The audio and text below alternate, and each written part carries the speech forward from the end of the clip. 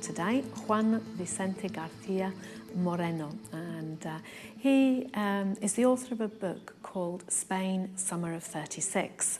It focuses on a village called Moina, and it's in the Malaga province, and it's how the village was affected before, during and after the 1936-1939 civil war in Spain. And it's originally in Spanish, and there's a translation in English. And we're going to find out all about it and about Juan today. Good afternoon. Good afternoon, Juan. Yes, a lot of research gone into this book, very carefully prepared. I love the way it has quotes or sayings at the beginning of each section. That encapsulates what that section's about. Yes. That was a really good extra detail to it. Now, Juan, you were born in post-war Moina and lived through the dictatorship of the Franco regime and all the hardships of that time as well. You studied pre-war publican era in Spain and also the civil war in Spain, and you've got a great interest in history. And you say that you felt you needed to write things down, to leave a record, a legacy for the people of the village. And a lot of the book is first-hand experience from these people in the village, isn't it? Indeed, yes. Yeah. I had published another book in the year 2000, and on the village, nothing to do with the civil war. Mm-hmm. As a consequence of that book, I was approached by a lot of people, elderly people, who saw that they thought I was capable of writing a book about the civil war and the traumatic circumstances that the village went through during the civil war and after and before. And at first I was a bit reluctant to play the game, because it's still a very painful thing to write about. Yeah. I had family members involved my own father involved in the war, and these people were very reluctant to talk about something which had been so unpleasant and so hard for them.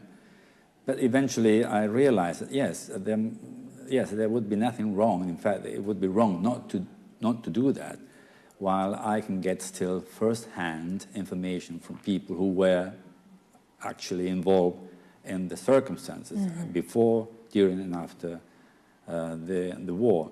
And that made me decide, yes, to go ahead, and I did a bit more research. I had a lot of information.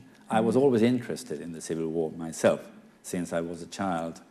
But after this first book, I then convinced myself that it would be a good thing for the village, for future generations, more than for us, because we all know, I mean, people in my age, born in 1944, 5 years after the war finished, we are all, one way or another, familiar with what happened, because our parents, you've heard it from your neighbors and friends and so on. But thinking about future generations, I thought, yes, it is right that something is written about it, and the sooner the better, because people who were part of it are dying out, actually. Yes, yeah. I mean, you in your introduction, you talk about the war being a test bench for World War II. And you also talk of the international brigades that got involved with the cause, and the women that got involved as well that came over, and a harrowing experience for all. I mean, the people of Spain and the villagers in this particular village as well were sort of like set against each other. There were tensions, social tensions, weren't there? Yes, there had always been social tensions, because take my village, which is the object of the story. There was a land gentry, large landowners who owned 80% of the land in the village, was owned by 2% of the population. The other 20% was owned by 80% of the population. Yeah. So most people were day workers. They would work for these big families. And obviously they were being exploited, actually. Yes. For centuries greatly. They had been. Yeah. The Republic gave them some advantages. the Republic set up the 8-hour work. It was from sunrise till sunset, which in the winter is okay, you only work 11 hours. But in summer, you may work 16, 17 hours, sunrise to sun. And you had to be on the spot when the sun rose, and you did not leave before the sunset. So it was very hard work for a meager salary. People hardly made a living the day they worked, never mind the day they didn't work, which was very often the case. So tensions had been very strong. And when the Republic introduced certain advantages for the workers, then the tension became from above. The people who had been enjoying these privileges for centuries, they didn't want to give a centimeter of their power. And yes, tensions had been very strong, actually. You know. Yeah, and also there was the burning of images, relics, anything to do with the church. That was something that was going on everywhere, wasn't it? As well as yes. Actually, 10 days after the Republic was proclaimed in 1931. There were already churches being burned because one of the forces which was against development, it was felt by the left wing and a large majority of the workers in Spain. One of the forces which kept conditions as hard for them as they were was the church, which they saw as a parasite, which was actually stopping development, introducing ignorance and poverty largely because of the church. That was a feeling that there was amongst a very large part of the population.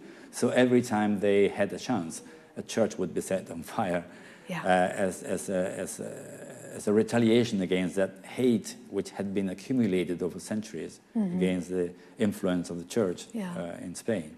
And not to forget when they took over Moyina village, when it actually fell to the fascist regime.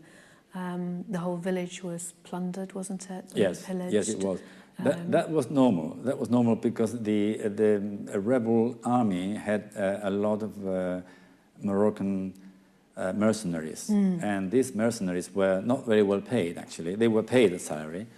But their actual attraction to Spain was the fact that they were allowed to boot. Every time a village or a town or city was taken, they were given these soldiers. They were official soldiers in the rebel army.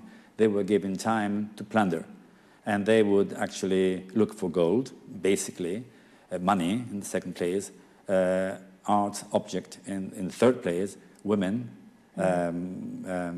Raping was very common. And actually, the rebel army was very proud of the rapings. They said, well, the next village, if you don't hand yourself over to us, we will do twice as much as in the village before. Yeah. So it was a very effective way of frightening people who were still in the Republican zone. You remember, the rebel army was invading Spain from the south. The larger bulk of the army was stationed in Morocco, which was Spanish protectorate at the time. So the army came through the south, Algeciras, and swept through the west part of the peninsula, and eventually invaded the rest of Spain over a period of 3 years. And each time a village was taken, that same thing happened. And obviously, the more atrocities they committed, the more willing the next village would be to surrender. To surrender without opposition. Yeah. It was a war policy, but it was a very despicable. Terrible thing. Despicable. Totally despicable, yes. Yeah. And of course, even more hardships because the soldiers were also fathers.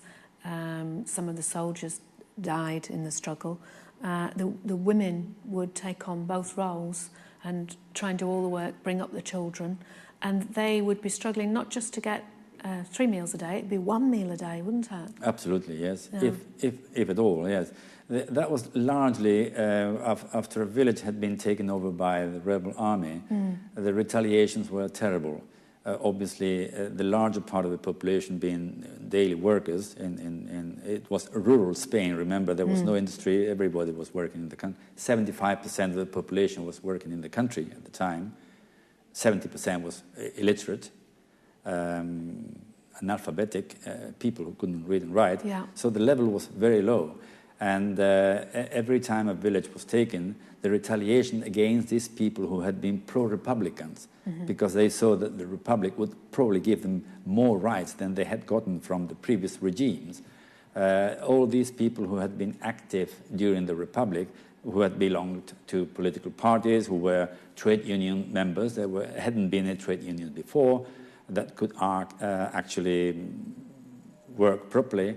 All these people who had had an active part in the republic days, they would be shot or put into jail. They were young people, but many of them were married, and many of them had children, and their women were left without any help at all, and with the stigma that they were left-wing people. So no help was given to them officially. In fact, they were punished all the time for being the wives and the children of somebody who had been already shot, but who had been a member of the left, and that didn't go very well with the new regime. Actually. No. And in fact, one of your uncles by marriage was in the prison as well. That is correct. Yeah. Yes. That was Francisco González Matas. Francisco González Matas. For his beliefs. Yes, the prison was actually a farmhouse. My grandfather used to live in a farmhouse outside the town, and there were so many prisoners right after the village was taken by the rebel army. About 300 prisoners were made, and there's no place in the town that was enough to bring 300 or 400 people together, and kept them there for months and months. So the farmhouse where my grandfather used to work was habilitated as a prison, and there he was amongst many other people, prisoned in his own home, yes, as it were. As it were, yeah. And they were actually almost daily, they were interrogated by the Guardia Civil and the Falange, which was a paramilitary sort of army, parallel to the actual rebel army. And yes, they suffered tremendous punishments and so on during this time. Yeah. Yeah, and just going back to perhaps the rationing, which caused the black market, which we'll talk about in a minute. There is an example in the book. Your mother bringing up 4 children. The church just afterwards had received money from the American funds through Europe. And she'd gone along to ask for blankets because you were all very, very cold at night. Right. And that must have been awful to be told by the church, well, yes, we do have them, but we haven't seen you in church regularly as we think you should be. So when we think that you have attended regularly, you will get those blankets. That's right. Yes. And sending you all away like that. Yes, this help came actually from the Americans. That was in the early 50s, around 55.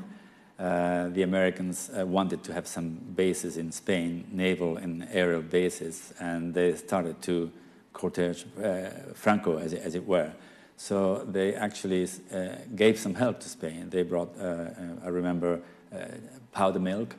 Powdered milk. They gave us cheese and some clothes and blankets, basically. And yes, my mother, who needed some blankets, went to the prison. I was with her. I was about 10, I think, 9. And we remember the blankets were piled up in his office, and my mother said, Father, I come to beg you for some blankets. I have 4 children. They freeze at night time, and I cannot afford to buy any. And, well, we don't see you in church as your duty as a Christian. And my mother said, well, I don't have the time to come to church. I have 4 children. I have to look after them. I have to work at home, do the shopping, look after my husband. I already pray to God at home. And he said, well, no, when you come to church and I see you in church, I see what I can do for you. And so we went home without blankets. Without blankets, A Christian act by the church. Yeah. And things were obviously very, very bad, but to make it even worse with the scarcity of all the products and the foodstuffs, a black market developed, just to make it even worse, didn't it? A very important black market. Black market with goods that were meant to be sold to the population. There were rations, books. We had coupons, and you got so much per family, half a loaf of bread and half a kilo of potatoes, so much oil, chickpeas, whatever you had available. And these goods were kept by the shopkeeper, who would claim that there was a limit below the limit he had, and he would sell the extra things that he didn't give you. He would sell them on the black market, and the black market became a very important thing. A lot of fortunes were made. One of the largest families in Spain today made their fortune in the black market. They even own a bank today.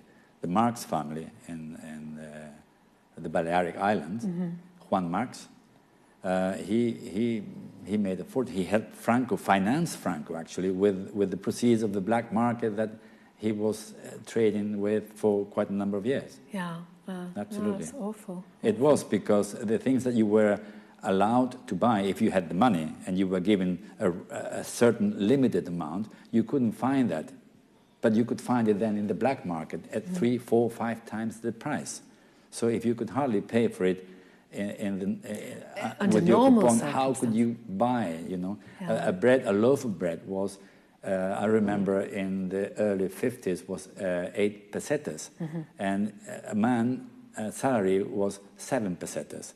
So a man who had a family could probably have to work 1 day and a quarter in order to buy just 1 loaf of bread. Yeah.